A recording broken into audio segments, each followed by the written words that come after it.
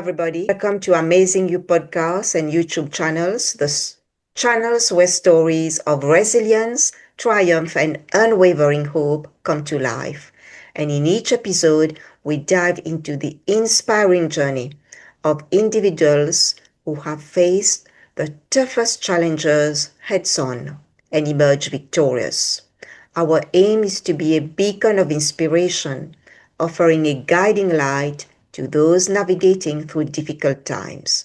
And whether you are dealing with health challenges, professional setbacks, or personal struggles, this channel is dedicated to uplifting your spirit and showing you that even in the darkest moments, there is a path to hope and triumph. So join us, everyone, as we share powerful stories that transcend adversity, reminding you that resilience is a force within us all. So be prepared to be inspired and to find the strength to navigate life challenges. And I would like to say huge thank you to the audience for having been so faithful and for always watching, sharing, and subscribing. And please continue to do so. And if you are new today, very warm welcome to you. And please make sure that you share and you let as many people know about the podcast. That would be very much appreciated. I am your host. My name is Dr. Rani Thanacoody.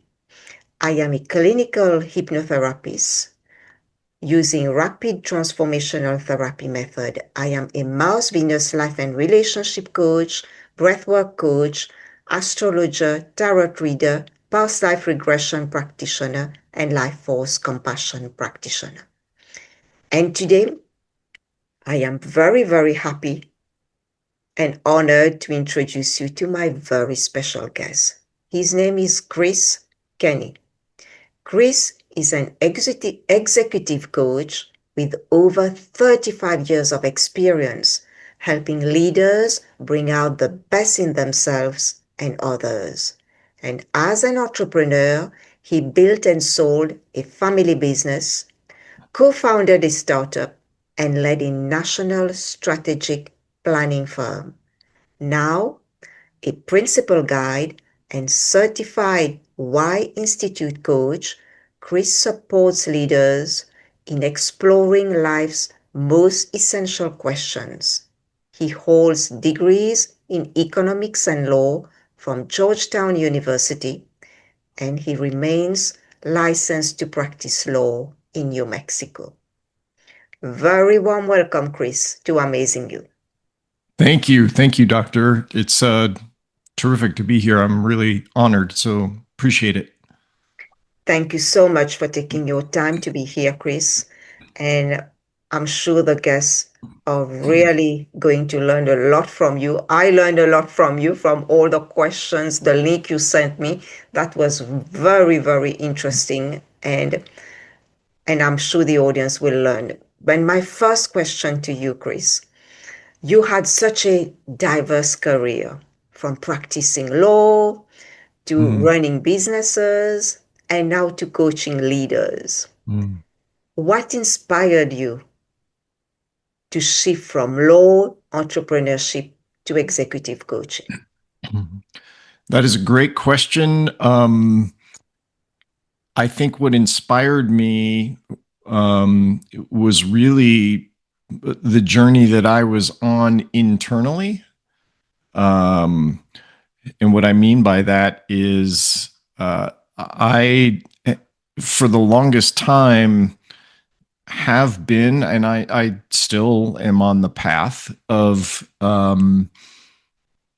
figuring out where I fit in and what brings the most sort of meaning to my life. And what I arrived at is I think I am here for a few reasons. I am a spiritual, person, so I feel connected to a higher authority, if you will. I'm not particularly a religious individual, but I am spiritual. I do think that I'm here for a reason, and that is to help other people see themselves more clearly so they can bring out and express the best version of themselves in service to the world. I that's really, and so my own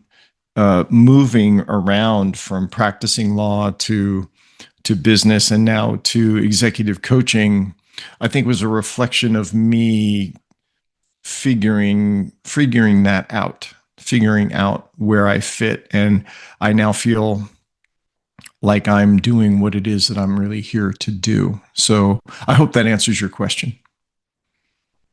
Yes, definitely, Chris. Thank you so much for sharing that. Yeah, and I'm sure that navigating through several career transitions is not an easy thing. From Mm, law, from entrepreneurship, from now coaching. And can you share with us how, because this podcast is about helping people to build resilience, how has sure. resilience shaped Mm, your journey? it's a great question. I'm still learning it, Mm, still learning resilience, honestly. Um, and yet, to answer your question, I think um, what's important is for people to uh, stay on the path of self discovery.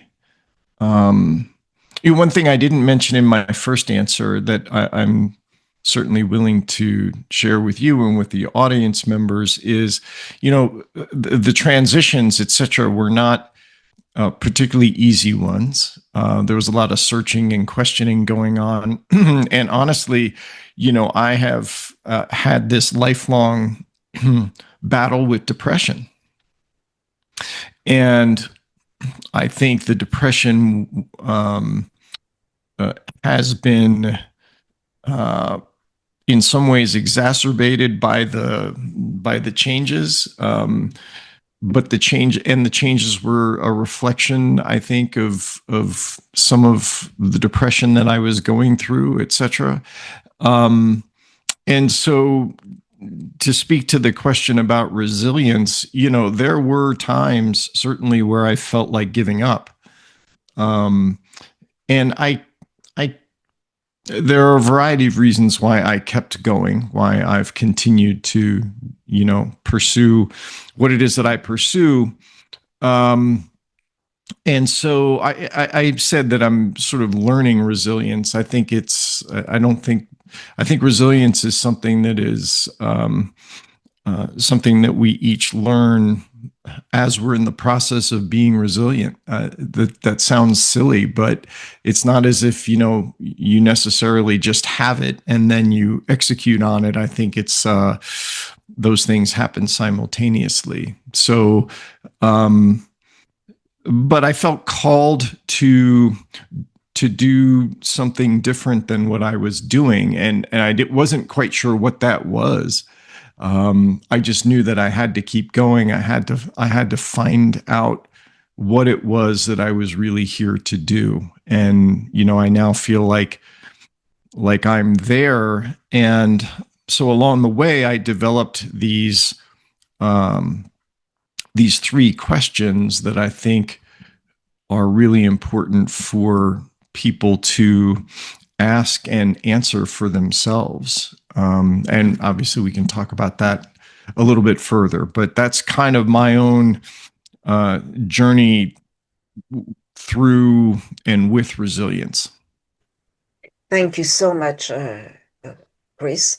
And we'll talk about those live questions in a few minutes because Mm-hmm. I think they are really, really important. And before we go to that, to those live questions, still with resilience, because I, is are there any practices that have helped you to Mm-hmm. stay steady through change, through uncertainty, through going through the depression? Is there anything that you've been doing for yourself? Yes, certainly. I am now. doing practicing meditation every morning. So there are certain rituals that I've kind of developed that help bolster the resilience. They help keep me grounded and centered. Um, I I return to there are some speakers and individuals who I have what they say, I guess the teacher shows up when the student is ready, kind of thing. And I feel like I have found a few teachers in my life who have whose message I return to, quite often, because it keeps me from wandering off in the desert. I stay grounded to certain things that are important to me that keep me going. So meditation is one. Also listening to some of these teachers whose message I find to be helpful to me. Those are probably the two biggest practices that have helped me. Thank you so much. Yes, I think meditation and you said listening to some of those teachers that with their uplifting messages and their Mm-hmm. knowledge that have helped you to continue to keep on. And would you be able to share with us who are those great teachers that you've been that have inspired you on your journey? I'd be happy to.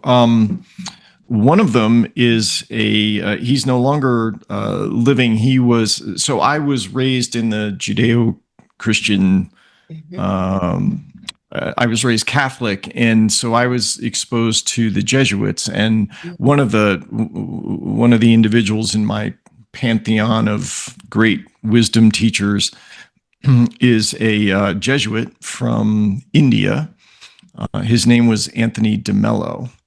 And Anthony de Mello was a psychologist in addition to being a priest.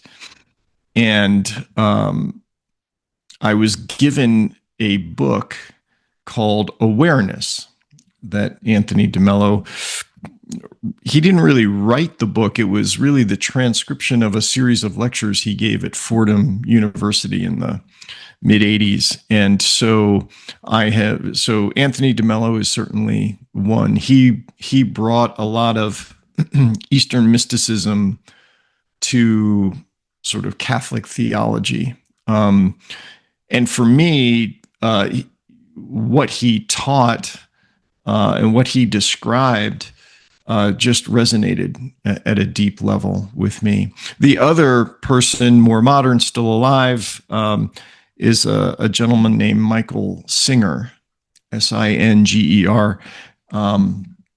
And Mickey, he calls himself Mickey. Mickey Singer is, he continues to put out podcasts and stuff. And again, a lot of the message that the two of them share and talk about are things that dozens, if not hundreds, of other teachers across the centuries have talked about. For some reason, the way they talk about consciousness and our connection to to life itself, whether you call that God or whatever you might refer to it as, it just resonates with me at a deep level. And so they are definitely two individuals who have been very influential on me. And then I guess I'll share a third, more recent. Her name is Dr. Jill Bolte Taylor, and Dr. Taylor has a famous TED Talk in which she described her stroke. So she was a Harvard-trained neuroanatomist, and as she was peaking in her career, she had a massive stroke where the entire left hemisphere of her brain went offline for months. It took her years actually to fully recover from it. But she describes these four brain characters that correspond to different physiological parts of our brain, and how the entire left hemisphere, when the entire left hemisphere of her brain went offline, she was experiencing life completely from the right hemisphere of her brain. And she had no recollection of most of the things that you and I commonly refer to as our personality, because all of that was in the left hemisphere. And so she experienced life almost completely from an energetic place. For example, her mother came to attend to Dr. Taylor immediately after the stroke, and she said, you know, I had no idea who this person was. I didn't know what a mother was. I had no concept of mother. All I knew was there was this experience of loving energy emanating from this individual toward me. And I find that sort of thing, quite fascinating. And, what resonated for me about what Dr. Taylor spoke of and connecting it with Mickey Singer and Anthony DeMello is that, we do have the ability, if we choose um, to be connected, to understand the connection that we have energetically with life energy, and with one another. So, her lived experience of that was quite informative to me. So I'll stop there. Those three individuals have been very influential for me.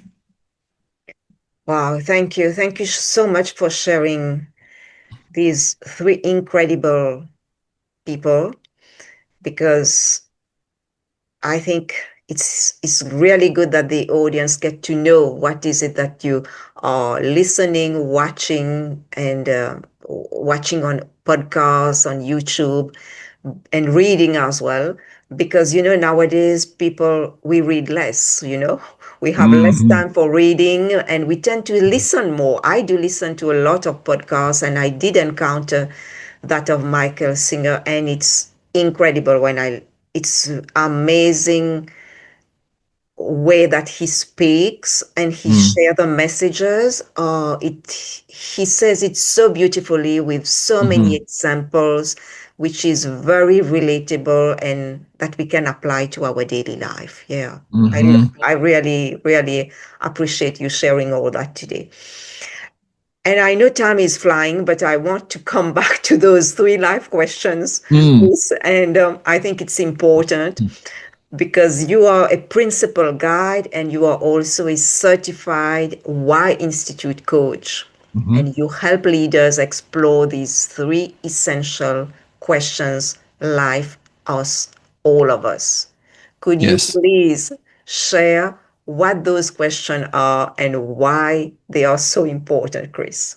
Yes, absolutely. So, let me just very quickly say where they came from, and then I'll give you the questions. And I think hopefully that'll answer both parts of your questions. So, the three life questions that as I refer to them now, came from my reading of a book about people who were dying. Actually, it's a famous study conducted by Elizabeth Kubler-Ross. And the book title is called On Death and Dying. And I was required to read it in high school, but it really influenced me quite a bit. The worldwide study was about people from around the world, different cultures, how they were handling the news that they had a terminal illness. And what you and I received from that study are what are now commonly referred to as the 5 stages of grief. My takeaway, though, as I was going through my own journey of figuring things out, the stories from that book kept coming back to me, and I kept reflecting on them. And when I went back and really kind of looked at uh, the book and the people from around the world, here's what I realized. I realized that, and this is not in the book itself, this is just my distillation of what I read, is that the individuals who were facing their own death were wrestling with three areas of their lives. So one was, as they looked back on their life, did they perceive that they had lived authentically? In other words, did they live their lives true to themselves and the best of who they were on the inside? The second was how they dealt with meaningful relationships in their life. And the third is the impact that they perceived that they had in the world.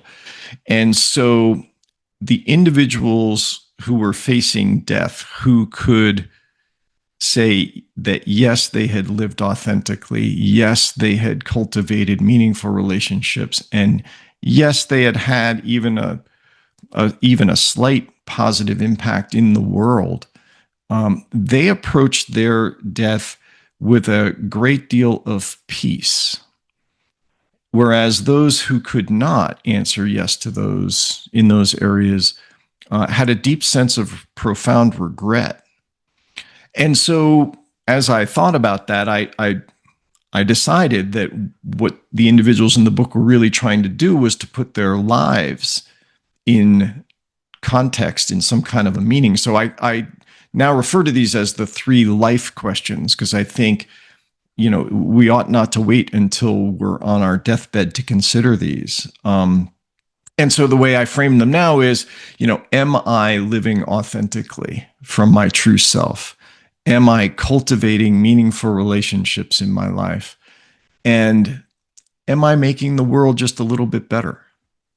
So those are the three life questions, as I refer to them now. And what I challenge my clients to do is to live more intentionally around those three questions. In other words, every morning, get up and consider, and even ask yourself multiple times throughout the day, today, how might I live even more authentically?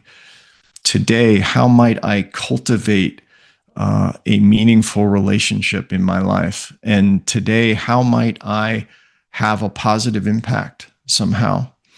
And because I believe that if we live intentionally around those three areas throughout our lives, then certainly when we get to the end, we're going to be able to approach our exit, since none of us gets out of here alive. We'll be able to approach that exit with a much greater sense of peace. And that's really my desire for people, is they live intentionally around these areas, because these are the things that are going to matter. Thank you so much, Chris. Yes. Thank you for sharing about the why, because many of us, we come here and we don't know why we are here. Mm. What is our purpose? We always, I think I did ask myself those questions, but now those questions are becoming much clearer as I started to focus on my own personal growth. I think when I focus on life, I couldn't see that, but when I started to go within, that's Mm-hmm. when the answers became much clearer, and it's so important if we want to live a happy life, if we want to be successful, to know why, to know our why. And Mm-hmm. I'm sure you must know that quote by Jim Rohn. He said, know your why. Do you remember that quote about Jim Rohn? He said about, when you know your why, I can't remember the rest. I think you can figure out any how or something like Yes, that. Yeah. yes, yes, yes, yes, yeah, yeah. So Yeah. the why is such an important question. Mm-hmm. Yes. Mm-hmm. And I think, and the reason why I, articulated them as Mm, questions, is because, for two reasons. One, I certainly don't profess to have answers mm, for anyone. These are things that people have to ask themselves and yeah. work on for themselves. And the second is, sort of inspired by Viktor Frankl, who wrote Man's Search for Meaning. Mm. And I don't know if this is in that book directly or not, but in a series of lectures he gave shortly before he finished the manuscript for Man's Search for Meaning, he said, it's not we who are permitted to give meaning to life. He said, it is life that asks us the questions. And it is up to us to answer the essential life questions. And as I, put these out into the universe, I believe that these may not be the only essential life questions that Frankl was referring to, but I do feel, after looking and reading On Death and Dying, that these are three essential life questions. And my goal is to try to get people to be considering these as often as possible, and daily, if at all possible, because when we get to the end, these are the three areas that we're really going to want to be able to answer with a solid yes. Mm. And notice that none of them has anything to do with acquiring things and stuff or status. Those things they all disappear at the end. Um, Mickey Singer said, the person who dies with the most toys still dies. Yeah. And so, you know, I think that these three things will help people get a clearer sense of their own meaning and purpose. Because if you do these three things well, even if you never figure out your career purpose, right, you will have led an incredibly meaningful life. And that, I think, is what matters. Mm. Yeah. That is so true, Chris. But unfortunately, the society made us believe that it's about focusing on the external, on acquiring things, Mhm. property, cars, money. But I think the greatest wealth, the greatest treasures are still inside of us. And that's what we have come here to discover. I agree with you. And, it certainly seems to me that Mm. all of the mystics and all of the prophets of all of the spiritual denominations Mm. across the centuries have all been screaming themselves hoarse to try to tell us what you just said. I mean, that's, that all the rest of it, it's nice. There is nothing wrong. There is nothing wrong Mhm. with material Yeah. wealth. There's absolutely nothing wrong with it. Um, if if you use it to define your life and your Mm. value and Mhm. your worth, Yeah. that's where things go wrong.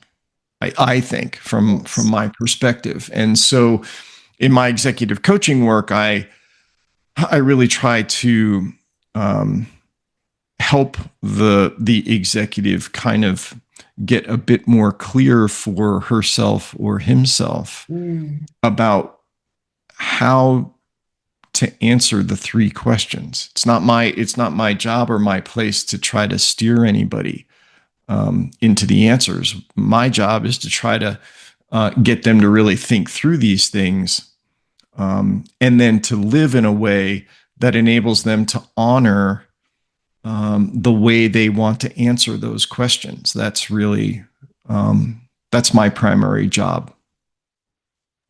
Thank you, Chris. That's fantastic that you help executives because they are the one that then later help their employees. So Yeah. you are doing a great thing. Yes, thank you. Thank you so Well, much. I, Thank you I so much for appreciate the that. great job that you do as well in helping these executives because we need people like you to do that. Yeah, Well, because you've thank got you. such a wealth, a depth of knowledge, and on knowing those why, understanding those the why is so important, because I have seen executives who in challenging times they forget the why. Mm, yes. Yeah, they Yes, tend to focus on that's other things. So yeah, correct. yeah. Which is easy to do and quite Mm, understandable. You yeah. know, it's not that they're bad people. No.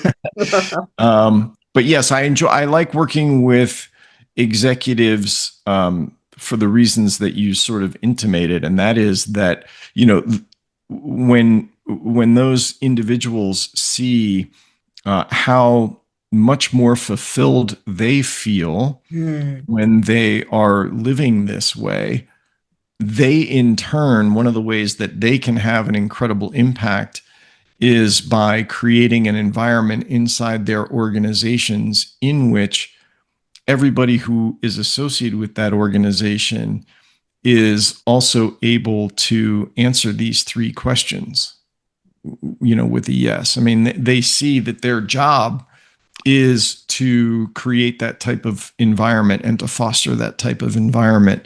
And because of their level of influence, now you've got a whole lot of other people who are um, living from a different place. They're living more intentionally, and as a result, um, in my from my experience, what I have seen is that um, they positively impact hundreds, if not thousands, of other lives, which is great to see. Yeah. Yes.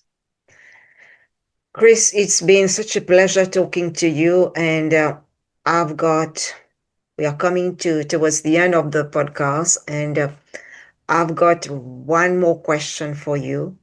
Sure. How can people stay updated and in touch with you, Chris?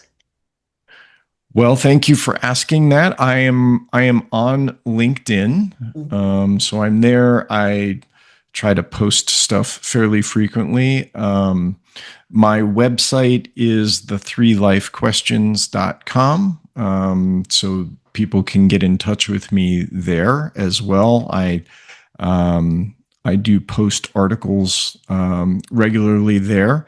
And I'd be delighted to have the opportunity to speak one-on-one with any of your listeners about if they have found this information useful and would like to explore more. By all means, I'd welcome that opportunity.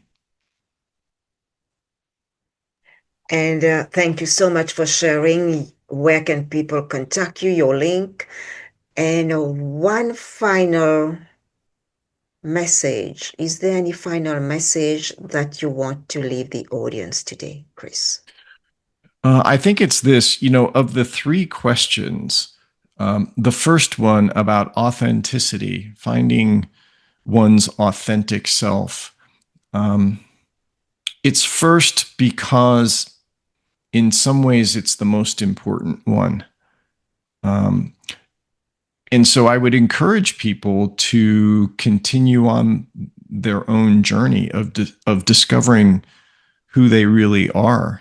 I mentioned Anthony DeMello, and in his book Awareness, he has this great question that always stuck with me and speaks to this authenticity piece. He said, the most important question um, from his perspective is not, who is God and who, he said, the most important question we need to ask and answer is who or what is this thing that we call I, capital I, like, so who are you?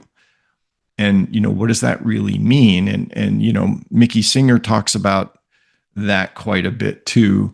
But I think that's the most important thing for people to pursue is understanding who they really are on the inside. Because once you do that, you or as you do that, it's not something that necessarily there isn't necessarily a conclusion to it. But as you get more comfortable knowing who you really are at a deep, authentic level, then you can have meaningful relationships with others because they're genuine.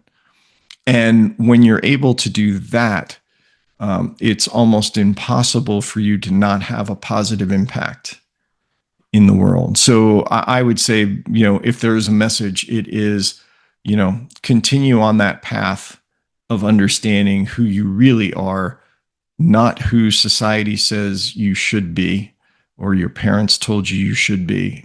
There is a you inside of you. And what is it? The Oracle at Delphi said, know thyself. I think that's really what we're referring to here. It's, who is your most authentic self? And if you're true to that, the other things, I think, fall into place.